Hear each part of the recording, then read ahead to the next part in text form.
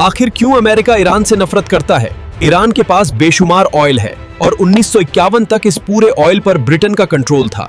Iran को केवल 16% profit मिलता था, लेकिन फिर ईरान के डेमोक्रेटिकली इलेक्टेड पीएम मोसादेक ने ऑयल इंडस्ट्री को नेशनलाइज कर दिया ताकि ईरान के ऑयल का पैसा ईरान को ही मिले। इससे नाराज होकर ब्रिटेन और अमेरिका ने मिलकर ऑपरेशन एजैक्स लॉन्च किया और ईरान की सरकार गिरा दी और ईरान की गद्दी पर शाह मोहम्मद रेजा पहलवी को बैठा दिया, जो अमेरिका का पपेट था। इसीलिए अब अमेरिका को भी ईरान के 40% ऑयल का कंट्रोल मिल गया। शाह मोहम्मद ने ईरान में 26 साल रूल किया। बाहर से तो देश की एक मॉडर्न इमेज बनाई, लेकिन अपनी सीक्रेट पुलिस का यूज करके हजारों लोगों को टॉर्चर किया और ऑपोजिशन को क्रश कर दिया। इसीलिए 1979 में ईरान के लोगों ने रिवोल्ट कर दिया और आयतुल्ला रुहुल्लाह खोमेनी को पावर में ले आए, जिसने एक बार फिर से अमेरिका और ब्रिटेन से ऑयल का एक्सेस छीन लिया। लेकिन आयतुल्ला के आने से ईरान को फ्रीडम नहीं, थियोक्रेसी मिली।